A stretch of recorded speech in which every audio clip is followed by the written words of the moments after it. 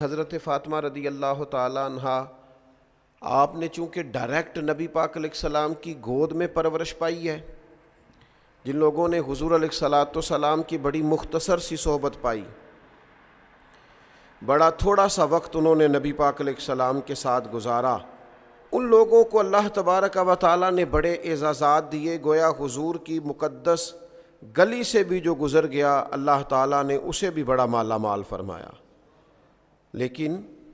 حضرت فاطمہ رضی اللہ تعالیٰ عنہ نے تو عمر مبارک کی ساری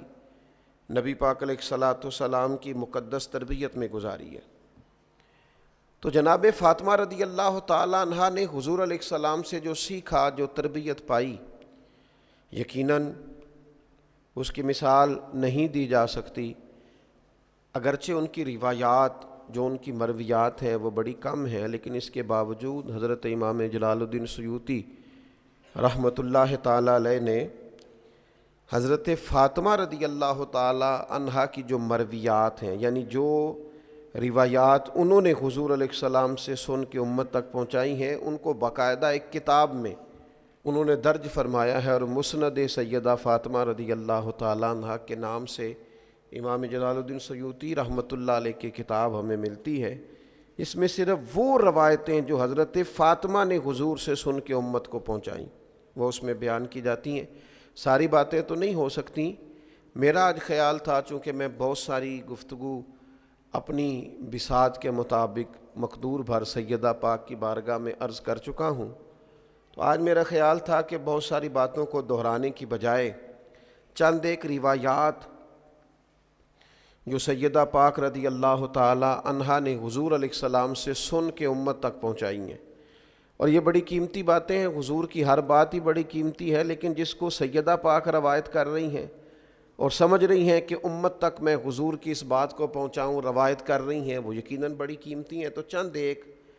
ایسی روایات جو حضرت فاطمہ رضی اللہ تعالی عنہا نے روایت کر کے امت تک پہنچائی وہ میں آپ کی خدمت میں عرض کرتا ہوں۔ یہ پہلی روایت حضرت فاطمہ رضی اللہ تعالی عنہا سے مروی ہے، اور امام بہقی رحمۃ اللہ علیہ نے اسے اپنی سند کے ساتھ روایت کیا ہے۔ حضرت فاطمہ رضی اللہ تعالی عنہا فرماتی ہیں کہ ایک دن سحری کا وقت تھا اور میں سو رہی تھی، آرام فرما تھیں جناب سیدہ۔ فرماتی ہیں نبی پاک صلی اللہ تعالی علیہ وسلم میرے پاس سے گزرے، سحری کا وقت تھا، تو حضور نے مجھے پاؤں سے پکڑ کے ہلایا، اور حضور علیہ الصلاۃ والسلام فرمانے لگے میری بیٹی اٹھو، اپنے رزق سے اپنا حصہ وصول کرو۔ فرمایا کہ یہ جو طلوع فجر کا وقت ہوتا ہے نا، طلوع فجر سے لے کر طلوع آفتاب تک، طلوع فجر سے طلوع آفتاب تک، یعنی فجر کا وقت شروع ہونے سے لے کر سورج نکلنے تک اللہ تعالیٰ اپنے بندوں میں رزق تقسیم فرماتا ہے۔ اگر آپ اس روایت پر غور کریں تو جناب زہرا رضی اللہ تعالیٰ عنہا ہماری توجہ دلاتی ہیں کہ ہمیں سحری میں اٹھنا چاہیے، صرف رمضان میں نہیں، ہر روز اٹھنا چاہیے۔ یہ خاص وقت ہے عبادت کا، اس خاص وقت میں ہمیں اپنے اللہ کے حضور حاضر ہونا چاہیے۔ میرا خیال ہے ان سب لوگوں کو جو بہت زیادہ وقت رات کو بیدار رہتے ہیں اور عین وہ وقت جو سحری میں دوبارہ اٹھنے کا اس وقت سو جاتے ہیں، انہیں اس بات پر غور کرنا چاہیے، اور جتنے لوگ رزق کی تنگی کی شکایت کرتے ہیں اور تنگ دستی کا ان کے ساتھ معاملہ رہتا ہے، وہ بھی اس حدیث پر غور کریں کہ جناب فاطمہ رضی اللہ تعالیٰ عنہ فرماتی ہیں مجھ سے نبی پاک علیہ السلام نے سحری کے وقت فرمایا اٹھو، یہ تو وہ وقت ہے جب اللہ اپنے بندوں میں رزق تقسیم فرماتا ہے۔ دوسری بات، اس کو بھی امام طبرانی نے روایت کیا ہے، کامل مومن کون ہوتا ہے؟ اس کی علامات سیدہ پاک رضی اللہ تعالی عنہا نبی کریم صلی اللہ تعالی علیہ وسلم سے روایت کرتی ہیں۔ آج آپ کسی شخص سے بھی کبھی بات کریں گے، وہ سب سے بڑا مسلمان نظر آئے گا، سب سے بڑا مومن نظر آئے گا، اس کی باتوں میں، لب و لہجے میں ایسا محسوس ہوگا کہ جناب تکمیل کیے بیٹھے ہیں اپنی شخصیت کی، اور جناب مکمل جانتے ہیں اپنے آپ کو۔ لیکن یہ دیکھیے جناب فاطمہ رضی اللہ تعالی عنہا کامل مومن کی علامات بیان کرتی ہیں، ارشاد فرماتی ہیں کہ نبی پاک صلی اللہ تعالیٰ علیہ وسلم نے فرمایا وہ شخص کامل مومن نہیں ہو سکتا جس کا پڑوسی اس کے شر سے محفوظ نہ ہو۔ اگر وہ تکلیف دیتا ہے اپنے پڑوسی کو، اذیت پہنچاتا ہے، تو پھر کامل مومن نہیں ہو سکتا۔ اور پھر فرماتی ہیں کہ نبی پاک صلی اللہ تعالیٰ علیہ وسلم نے فرمایا کہ جو بندہ اللہ تعالیٰ پر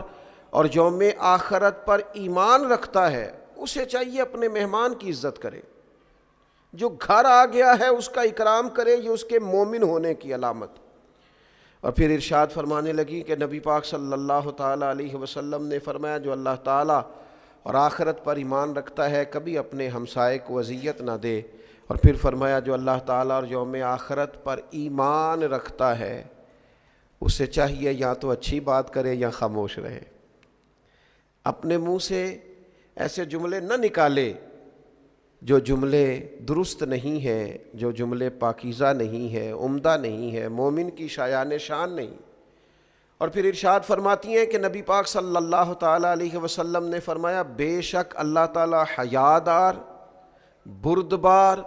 پاک دامن اور با کردار مومن سے محبت فرماتا ہے۔ یہ صفات پیدا ہوں گی تو انسان اللہ تعالیٰ کی محبت کے قابل ہوگا۔ اور پھر فرماتی ہیں بد زبان، بد اخلاق، ضدی اور بھکاری سے ان کو اللہ تعالیٰ پسند نہیں کرتا۔ یہ جو لوگ ہیں یہ اللہ تعالیٰ کے پسندیدہ لوگ نہیں۔ اور فرمایا بے شک حیا ایمان کا حصہ ہے اور ایمان جنت میں لے جاتا ہے، جبکہ بد کلامی، بد خلقی یہ جہنم والا عمل ہے، یہ انسان کو دوزخ کی طرف لے جاتی ہے۔ میرا خیال ہے امام طبرانی کی روایت کرتا اس ایک حدیث پر ہی جو عمل کر لے وہ روحانی طور پر ایک مضبوط مسلمان ہو جائے گا، طاقتور مسلمان ہو جائے گا۔ پھر سیدہ پاک رضی اللہ تعالیٰ عنہ ایک اور مقام پر ارشاد فرماتی ہیں، آپ ارشاد فرماتی ہیں کہ رسول اللہ صلی اللہ تعالیٰ علیہ وسلم نے ارشاد فرمایا، یہ بھی امام بہقی روایت لائے ہیں سیدہ پاک سے، فرماتی ہیں کہ نبی پاک صلی اللہ تعالیٰ علیہ وسلم نے فرمایا، یہ آپ زیادہ توجہ کیجئے گا جو بات عرض کرنے لگا ہوں، میں بڑے احترام کے ساتھ ان لوگوں کی خدمت میں عرض گزار ہوں جن پر اللہ کے انعامات زیادہ ہیں۔ جناب فاطمہ رضی اللہ تعالی عنہا سیدہ پاک ارشاد فرماتی ہیں کہ نبی کریم علیہ الصلاۃ والسلام نے فرمایا میری امت کے شریر لوگ وہ ہیں جنہیں نعمتیں عطا کی گئی ہیں اور وہ کیا کرتے ہیں، وہ انواع و اقسام کے کھانے کھاتے ہیں، رنگ برنگے کپڑے پہنتے ہیں اور بیہودہ گفتگو کرتے ہیں۔ یعنی اسی پہ انہوں نے اپنے آپ کو فوکس کر لیا ہے، کھاؤ پیو پہنو اور ہر وقت بیہودہ بولو۔ اگر اللہ نے تمہیں رزق دیا تھا تو خیر کے کاموں میں خرچ ہونا چاہیے تھا، اللہ کی رضا کے لیے اللہ کے بندوں پر خرچ ہونا چاہیے تھا۔ اللہ نے اگر تمہیں نواز دیا تھا اور کچھ لوگ تمہارا اکرام کرتے تھے تو کیا مانا تم ہر وقت بات ہی کرتے رہو گے، پھر تمہارے لہجے میں ٹھہراؤ ہونا چاہیے تھا۔ اسی طرح حضرت فاطمہ رضی اللہ تعالیٰ عنہ کی بس ایک روایت عرض کرتا ہوں، اور آج 3 رمضان المبارک ہے، میری بڑی خواہش ہے کہ سیدہ پاک رضی اللہ تعالیٰ عنہ کا روایت کیا گیا یہ وظیفہ، آپ کی ارشاد فرمائی گئی یہ بات، یہ ہم سب کو اپنا لینی چاہیے۔ اور اس کی جو فضیلت انہوں نے بیان کی ہے آپ دیکھیے، اس کو بھی امام بہقی نے روایت کیا ہے۔ سیدہ پاک رضی اللہ تعالیٰ عنہ فرماتی ہیں کہ حضور سید عالم صلی اللہ تعالیٰ علیہ وسلم نے فرمایا جو بندہ سورہ حدید کی تلاوت کرے، سورہ واقعہ کی تلاوت کرے اور سورہ رحمان کی تلاوت کرے تو سیدہ پاک اسے کیا ملے گا؟ تو آپ فرماتے ہیں اس کا ایک نام ڈال لیتے ہیں فرشتے، زمین و آسمان کے فرشتے اس کا ایک نام رکھ لیتے ہیں۔ فرماتی ہیں جو سورہ حدید، سورہ واقعہ اور سورہ رحمان کی تلاوت کرے زمین و آسمان کے فرشتے اسے جنتی باشندہ کہہ کے پکارنا شروع کر دیتے ہیں۔ تو جنتی آدمی ہے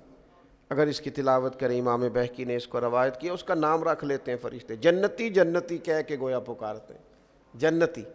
تو سیدہ پاک رضی اللہ تعالیٰ عنہ کی روایت کردہ ان احادیث مقدسہ سے ہم نے اپنے لیے سبق حاصل کرنا ہے، خیر کٹھی کرنی ہے۔ اللہ تعالیٰ توفیق عمل عطا فرمائے۔